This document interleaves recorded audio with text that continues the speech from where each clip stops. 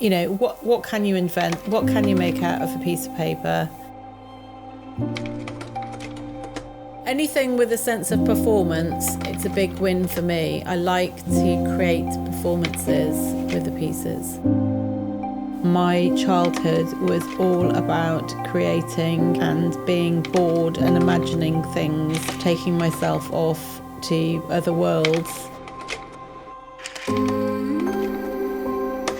I studied fashion design at Middlesex University. You'd go off to the library and you'd try and find your right research books. And I'm sure they used to hide some of the books because often you couldn't find the right books. But the good thing about that is it would lead you down a kind of rabbit hole of finding other things. And I came across Izzy Miyake's book, Photographs by Irving Penn, and I was just stopped in my tracks because it was just literally seeing fashion as an art form. The body is a sculpture, and no way did I have any desire to create commercial design. So when I found this book, or a variation of this book, I just could not believe that. Amazing.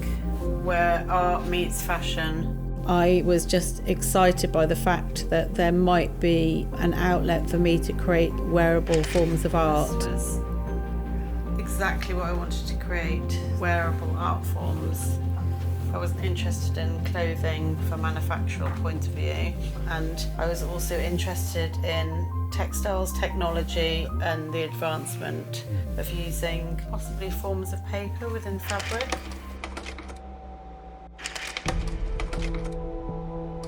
I invented techniques because I love form, I love sculpture, and I guess I am at heart a sculptor and maybe not a fashion designer. I trained in fashion, but as an artist and a sculptor, I love to use my hands. I guess when I'm looking at nature, I'm always looking for form, and I'm kind of documenting that in my memory. And then I'm taking parts of that and then recreating it in paper form. Some flowers have got up to like 35 different layers. This one's got about 10 or 12. So look at that. You're already starting to get those lovely formation of the beginnings of a dahlia.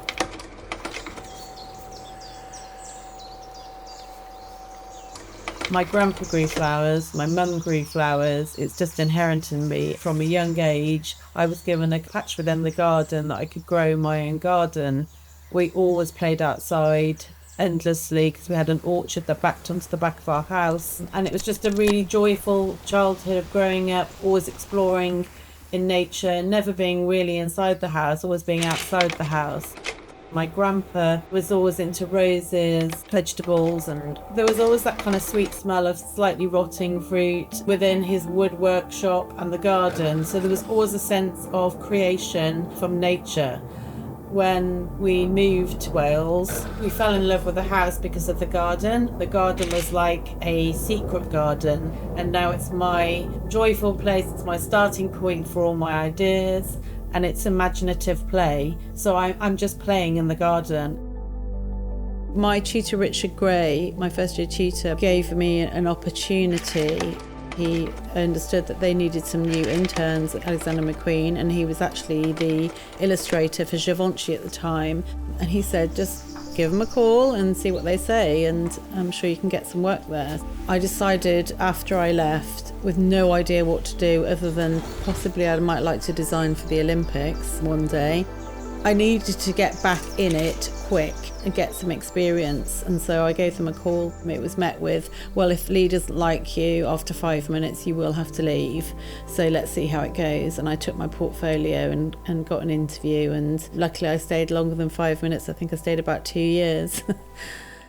I sort of ended up becoming special projects designer. There was a design assistant role. There was plenty to do in the studio. McQueen was at a pivotal point where he was just about to work for Givenchy in Paris, and the studio in London needed still to work. But special projects that were coming in left, right and centre from Bjork and Nick Knight and Katie England and Days and Confused, they would land on my desk because I approached it with no fear. When I think back, I think, oh, I was so sort of untainted. I had no preconception of what I was in. I was just being myself. I'd grown up in a rural village in the outskirts of Warwickshire. My perception of London was very naive, and there I was in one of the most exclusive design studios. But obviously at the time, he was a young fashion designer, begged, stealing and borrowing to keep his label going. So Alexander would like a heel to be modelled on that of 16th century style. And so I was given those jobs and I welcomed them in because I loved the idea of no 2 days were ever the same. I didn't know what was landing on my desk. I had to make it work. There was just no way around it. I just had to make it work. That mentorship in me, it instilled absolutely no fear and a serious desire for huge challenge. I always wanted to do my own thing, and I knew my time at McQueen's was very limited. When I went to see the Savage Beauty at the V&A exhibition, that was just such a haunting experience to walk into the gallery and see pieces that you've been part of and have created, and there's no way that that would have happened without your help and input. We actually crafted it so that it could be pinned together with a series of rivets, because you work as a collective, and he was just an incredible mentor, as was Isabella Blow. I just had such amazing experience from there. So many doors and artists and designers came forward that I brushed with, that it couldn't help but shape my experience for what I set up from there. Opportunities came and I took those opportunities to carve out my vision, because mostly the briefs were very loose and I was allowed to do that. The greenhouse for me is like, it's where everything starts. So I start growing things from seed. I've never grown plants in my life until 4 or 5 years ago. And so now I can't stop. The flowers for me, it is an essence of joy and it brings happiness. And now the tail end of the season, there's always a slight worry that summer's going. So growing the dahlias, that's lengthening summer, because a lot of things are going over, but the dahlias, you've got another season with them and that'll take you through to kind of Christmas. I left McQueen's and I was given an opportunity to then work as a showpiece designer for Michiko Kishino. A good friend of mine was new creative director there. He saw the work I'd been doing with McQueen and he wanted me to help elevate the art forms of the show. So that was my job. That show was such a pivotal moment for me.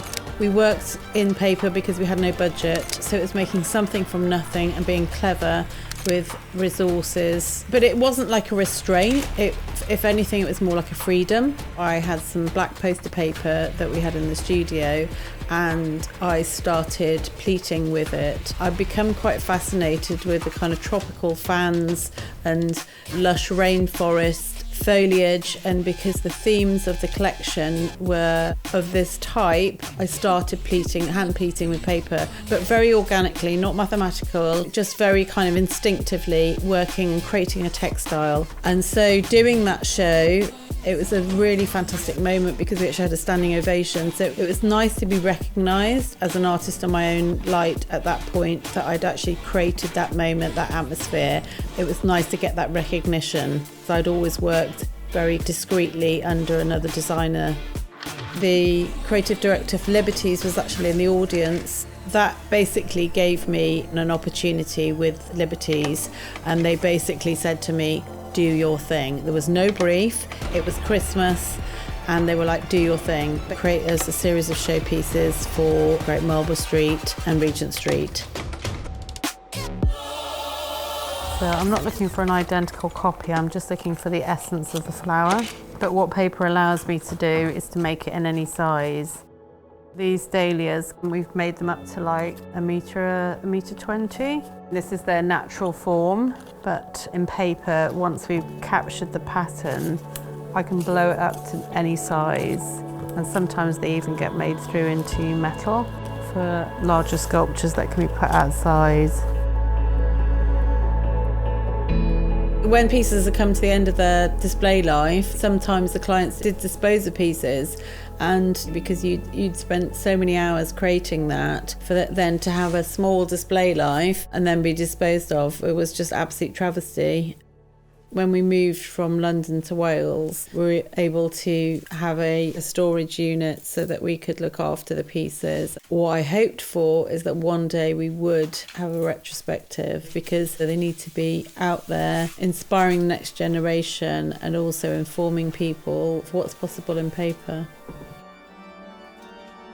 This is the red ruffle dress, and this is the corset. Everything's got like a steel wire crinoline base, which I designed and then worked with a metal worker to sculpt. Onto that I have covered the fashioned corseted pieces, and then each of these is a machine cut ruffle. Then it's kind of hand ruffled and glued into place. So that becomes the textile, the fabric of the entire dress all the way down, which is 6 meters in length.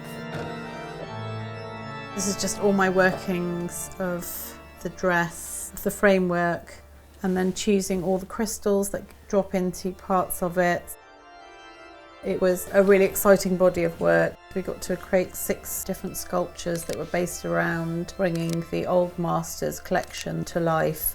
We did a dress, a wig, a pair of shoes, the crown, and a ruff.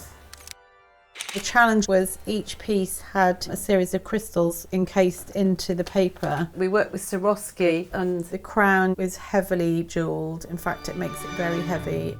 I think there's over 12,000 hand-scored lines into the leaf card design so that it can actually look like a kind of sculpted and beaten metal. I got to work with a curator, the fashion historian of Sotheby's, to understand some of the history and the stories behind the artefacts and how they were used. I always like to bring a historical and modern reference so that I create something that's unique and not just a complete copy. And this was the design for the yellow gold paper shoes.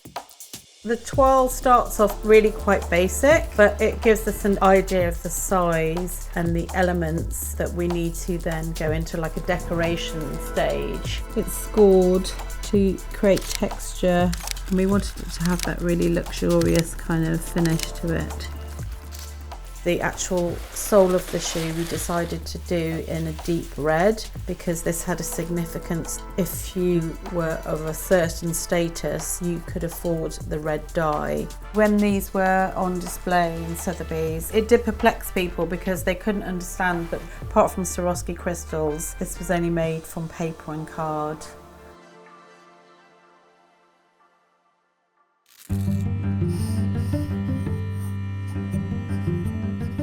I know my mum worked hard at finding the right schooling for us. That was my absolute foundation. She always championed you, she'd always kind of push me, and then giving me a really creative, no boundaries, utter freedom. I was never told or confined to taking a very formal career. My mum worked a lot with kids that had been thrown out of schools, and that was about inspiring the young and seeing the best in the underdog. It's really deep within me that I want to take children on a journey to help them realise their potential and see beyond their limits.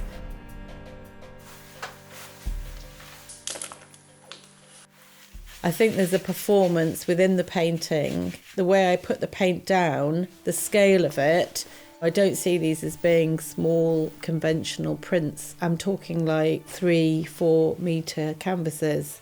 It's my obsession with scale and that childlike quality of feeling quite overwhelmed. The subject is larger than life.